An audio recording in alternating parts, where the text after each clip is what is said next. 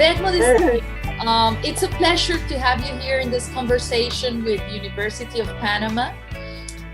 The first time I knew you, it was in a movie called Cimarronaje in Panama.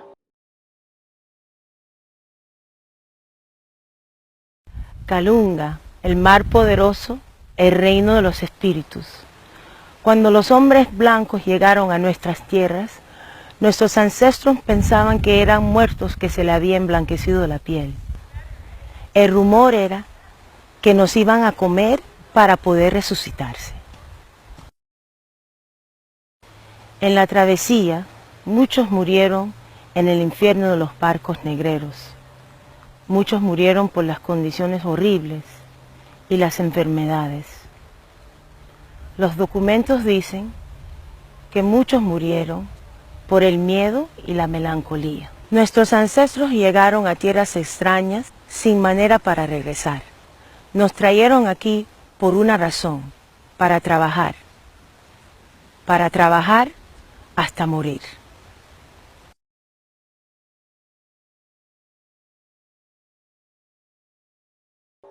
From a director, a very interesting director, Toshi Sakai. Mm-hmm. And you were the narrator in this movie. You were telling the story and the history of Panamanian people coming mm-hmm. from this history that we have with the Canal of Panama.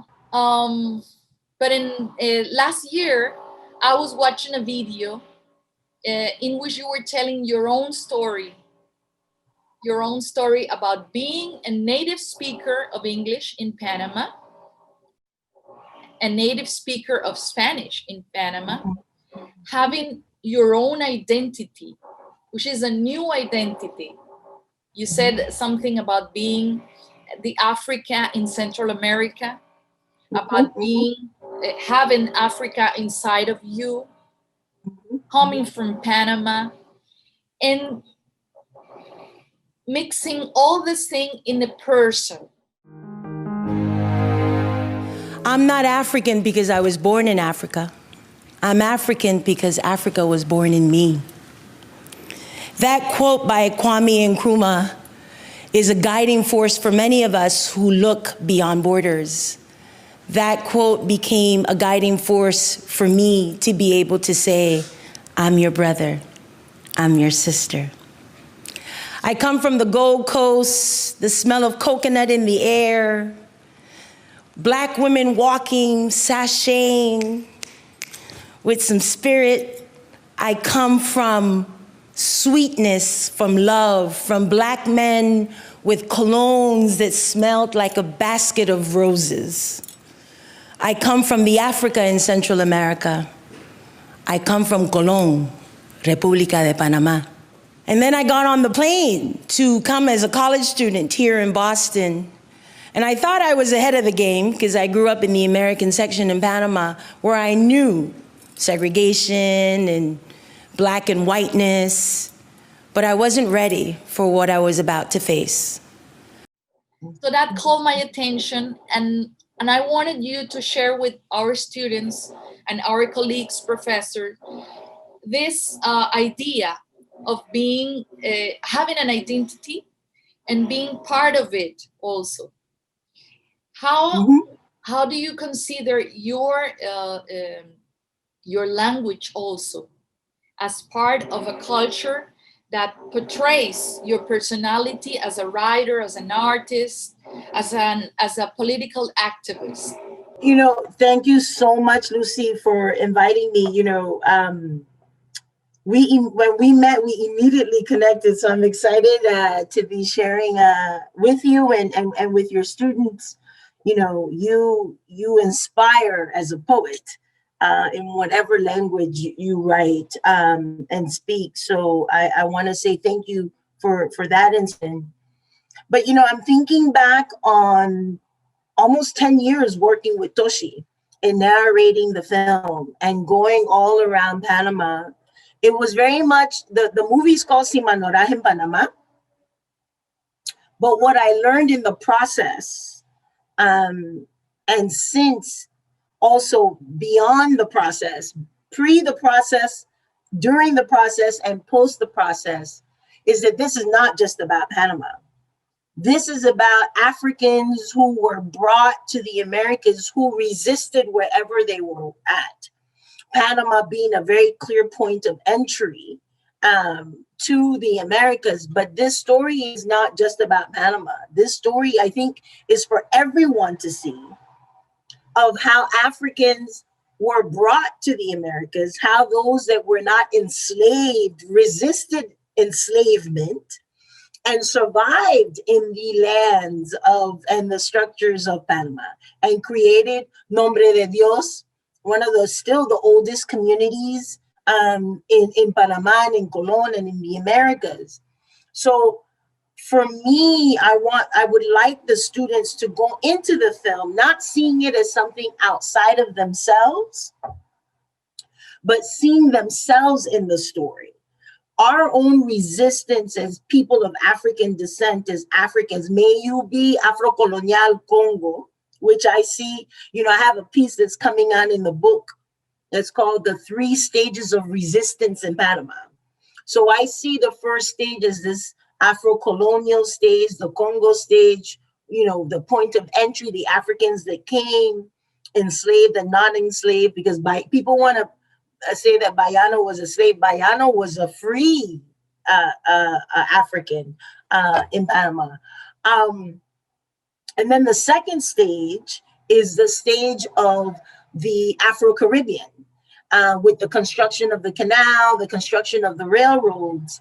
And although we see those two communities separate, I think now Panama has landed because of Etnia Negra and the work that Mr. Claral Richards, my dear mentor, did and many others in getting this law passed, this day that has turned into the month, is that this is about our Black history, our African history as a whole. And what it says is that we have resisted in both spaces. We resisted colonialism in the Afro-Congo space.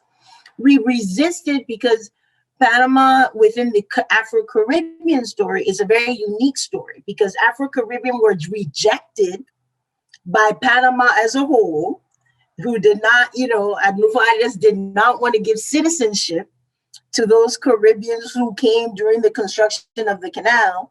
And then you have them within this American context of segregation and Jim Crow. Like, we don't speak enough about the fact that the Canal Zone was a colonial space of American imposed laws, separated Blacks from whites, which then comes Rainbow City, Pedro Miguel, Paraíso, Gamboa, that were intentionally segregated communities within the Canal Zone. So there was resistance within that. My research has showed that, Afro-Caribbeans who may have been more educated than white Americans in the Canal Zone at some point could not be given jobs over white Americans. Our houses in Rainbow City and Pedro Miguel and Paraíso were the size that they were intentionally, because they didn't want our houses to be the same size as the white communities. My thinking is, when the students see Simanoraje, and when they think about African story in Panama, African Black story, Black power, I just wrote a small piece for the Huffington Post. They approached me and they asked me that they were going to do at the end of Hispanic Heritage Month here in the US, that they were going to name 15 Latinos that they think should be taught in school. And they approached me, and my first thing that came to my mind was, everyone should know about Carlos Russell.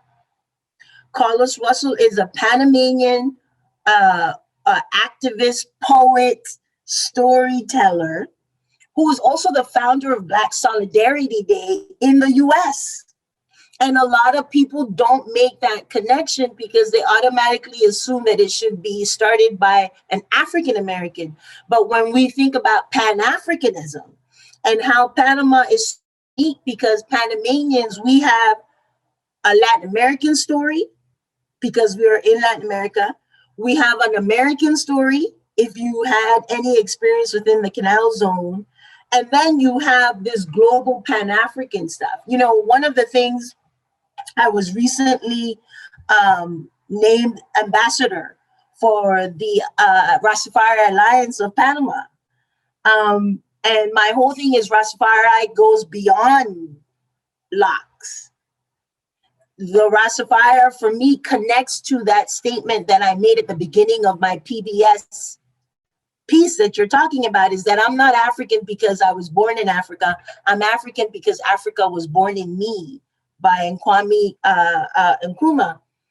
And it's because when you understand who you are and what you come from, then you're very clear that you are moving with an ancestral energy of honoring the Sankofa, looking back to be able to look forward. So for me, my understanding of what I come from, Panama's resistance from wherever, because I have a Congo story and I have an Afro-Caribbean story, is that I come from African resistance.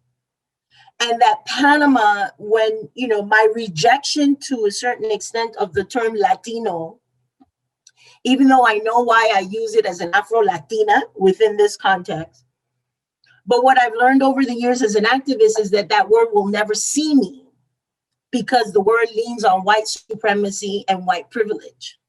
So it's almost a contradiction to say Afro-Latina. But what I do know is that I can say Afro-Panamanian.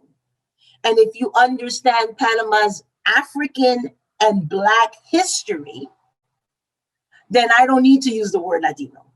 I can say Afro-Panamanian, and you should know that Panama's identity as a country is deeply rooted in an African history.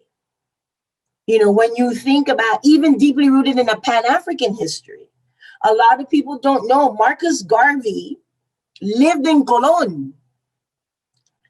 And when he started the UNIA, he was living in Panama. When he published one of his first papers out of the UNIA, it came out of Panama, because he had come to Panama because he had a grandfather who was a construction worker, and he came to advocate against for the treatment of the silvermen. In 1910, 23-year-old Marcus Garvey set out on a journey through Central America. Supporting himself as a journalist and laborer, Garvey saw Black workers harvesting plantations, loading ships, and building the Panama Canal. They were the power behind the economy, but in their isolation from each other, Black people were powerless. So Panama is very unique in our history. And when I came here, in very knowing this even as a child, because when you're born and raised in Colón, you know you Black. I mean, you know you Black. You know, we don't mess around with, si eres de Colón, no. I was raised in a Colón context that clearly told you were Black, because Colón shaped Colón shaped Panama. The Black story of Colón shaped Panama. So that was very much taught to me. From the Congo perspective, when you think of Portobello and how that centralized the Congo perspective and story, and then you think of Colón, the Gold Coast, you know, that story, you know, I always say, you know, people don't want to embrace that they're from Colón and they say, I'm from Panama. But for me, to understand me and to know me is to know that I'm from Colón. Because Colón shapes your Blackness in this very loving, grounding, proud way, even though it's been rejected by the country as a whole. Colón has never been able to get to where I think it's at, not just of the people in Colón, but I think because, as I say, it is the Africa in Panama, there's a level of rejection that has also come with Colón over the years. So then coming here in this very clear sense of who I am, My parents told me I was Black and beautiful in my own house. I didn't have to wait to hear it from somebody else. I was told I was intelligent by my own teachers. Even when we integrated, keep in mind, Brown versus the Board of Education passed here in the 50s, and we didn't desegregate schools in the Canal Zone till the late 70s.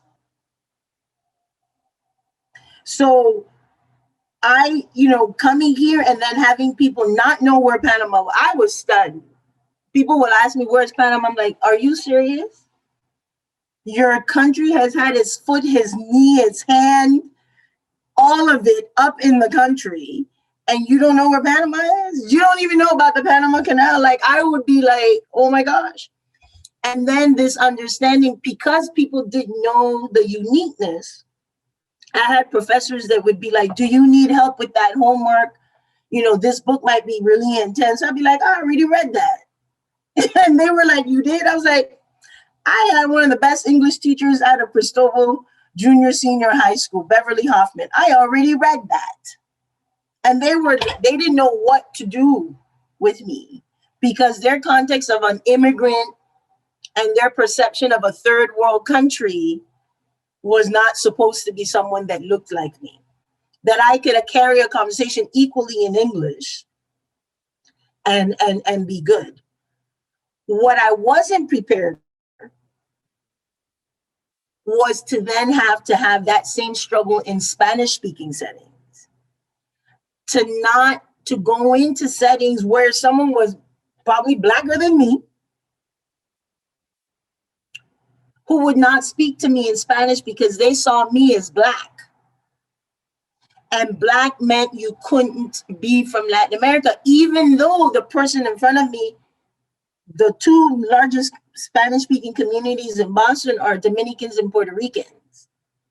And they would be sometimes darker than me, equally as dark as me, and be like, oh, ¿tú hablas español? Yo dije, sí. Y how do, como yo te veo a ti como alguien que puede ser latino y tú no me lo ves en mí.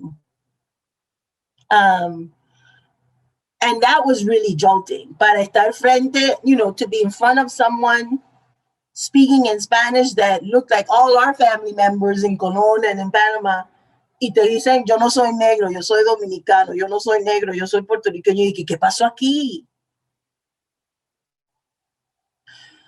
I do trainings, from my organization. And when I would find folks like that, and I'm like, ¿y de dónde piensas que conseguiste tu color? Yo no sé. I'm like, oh my God, what just happened? I don't understand this. So to see this deeply rooted rejection of Blackness, not only in skin, but in history, was a very difficult thing for me. Coming from this very proud, I saw Black doctors, Black nurses, my mom, Black police officers, Black security guard, my dad, chiefs, and, Black, firefighters. My whole, growing up, I walked out of my house in Rainbow City and saw all of this. And then to come here and you're told that that's not what is expected of us, and all these boxes that you're not supposed to go here, and you're not supposed to do this, and you're not supposed to be able to do that, was very difficult for me, because I was raised to think that I could do anything as long as I worked hard. So, doing that piece was very difficult for me. It's so funny that it's gotten the attention that it's gotten, but I had to go back to very painful places to do that, because those were not easy times for me when I came here. Absolutely not seen, absolutely not heard, having to be like, I'm right here, has been and still is very difficult. Even in these times, it's still difficult. So language justice is important. But one of the things that I say is speaking Spanish has not made people accept me more as a Latina, because the way Latina is presented in this country has no visual connection to me. So I have to explain. And like I say in one of my most asked poems is like, Breonna Taylor, Michael Brown, Trayvon Martin, Ahmaud Arbery could all be Latinos if you understand the complexity of Latin America, or if you understood the complexity of Latin America and the Caribbean, like Panama. You can have someone who has a fully English-speaking name and their first language could be Spanish. But here you have to go through this checkbox. She's Latina porque tiene el nombre. No, yo no tengo el nombre que ustedes están esperando, pero yo sí hablo español. Latina es porque de dónde naciste. Sí, yo nací en Panamá, nacida y criada en Colón, Panamá. I'm confronted by folks who challenge me that have never even been to any of the countries that they say they're from or their parents are from, but I get questioned. And then it's like, literally, I remember years ago, very early in my activism, I got invited to this, all the top Latinos in the country meeting. And, you know, I could hear the murmurings, people trying to figure out who I was. Then, by then, I had my afro then. And I remember speaking to someone in Spanish from a national Latino organization who I automatically assumed thought spoke Spanish. Y yo comienzo a hablar con él en español y él me viene y me dice, yo no hablo el español, estoy tratando de aprender otra vez. But yet he can get away with that. I can't. I always have to prove que yo lo hablo, que prove que yo vine de Panamá, que prove que me no, you know, like, so there's this constant, you know, Frantz Fanon talks about double consciousness. Not Frantz Fanon, W.E.B. Du Bois speaks about double consciousness. And to be those two things is to constantly be very aware of the differences that come with it. You know, listening to you, I'm thinking that I learned that you were also, you studied psychology or mental health. So it seems to me that it's not a coincidence that you kind of used your knowledge in history, your sensitivity, the way you were raised, and your knowledge in mental health to make the whole idea of the necessity of strengthen this identity. Absolutely. Which is that what happens to us when we are learning English, and that's why it comes the topic to this conversation. While we are learning English, being able to remember that we are not doing this because we want to be like other people. We don't want to resemble a native speaker from another country, but because we have our own identity, we try to communicate with others, and that's what language is for. And we want to portray our own identity as Panamanians, proud of being Panamanians. My students who are from Bocas del Toro, from Colón, from provinces here, from places where we speak in English. It's not bad English, it's English. And that we are making a communication act.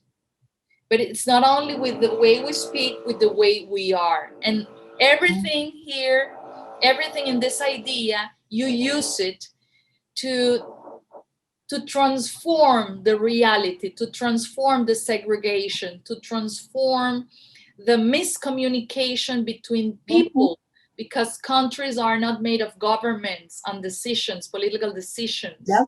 but people Yep. that connect. And Mhm. well, I have a last question for you. Like, Mhm. what would you say to our students here learning English from Panama, and some of them wanting to go into this world in the United States or in other countries? How should they feel? How should they feel this learning language activity? What would they expect when they go there, when they encounter the real world that you encountered coming from Panama with all this information? I mean, my first and foremost is know your worth. Um, you have to know who you are. If you don't, do the work to find that out, because you need to know who you are, because what you're going to be faces is what the world thinks you are. And that might be an absolute contradiction to how you move. But if you're clear on who you are, then you can stand strong on that, and strong fearlessly on that. And fearlessly means there's still fear, but you can still move through it. But you have to know who you are. You have to know what you come from, because then that determines how you are seen in the world that you're about to enter. I'm clear when I walk into certain spaces that people have very strong perceptions of what it means to be Black. So it's not that I'm going in there angry, but I'm already prepared that someone's going to challenge how I view myself. But I need to be clear that I'm not going to surrender to that, because I know who I am. So I think it's very important to know who you are. And if you speak, yanking English, great. If you speak Patois English, it's still English. So you can talk in your Patois and they will need to understand. Let them make the adjustments to understand you in Patois, but you don't need to always make the adjustment to be seen in this colonial setting, that your English has to sound a certain way. One of the things when I was in Belize, doing some work years back, and I called Daddy and I said, hey, I'm in Belize and for a week I get to talk, just regular English and not have to worry about yanking. I was so happy. And the thing is that there's a vibration that comes, that needs to show up. When you remember my college classmate, when she would hear me talking to my father, and she'd be like, oh, Yvette, what language were you speaking? I'd be like, I was speaking English. But how people perceive it is something else. So know who you are, know your worth. 2 clear questions that are very important. How do you identify yourself? Be clear on your identity, both racially, ethnically, and just outside of those 2 spaces. And how do you think others see you? And be honest about that. Because even someone like you, who is moving with white skin, in here is not perceived as white. No. You know what I mean? Yes. And to understand that. So even some of, we do this whole lightness is better and whatever, but still you would not be seen as a white woman. You would still be seen as a Latin American woman with Asian descent and but they won't give you white. So we need to be clear on, even though we may want to lean on whiteness for safety and that's what we think our skin says, you need to understand that that's not how society sees you. And that's one of the things that I work with my young people, is answering those questions. One of my young girls struggled with being as an Afro-Latina, because for her, yo no soy negra, yo no soy negra, yo no soy negra. But then she goes to college where she's around white people, and then sees how her color gets played out differently, gets into a confrontation with someone, and the person, first thing out of their mouth is calling her the N-word, because they don't see her as white. Even though she has light skin, they don't see her as white.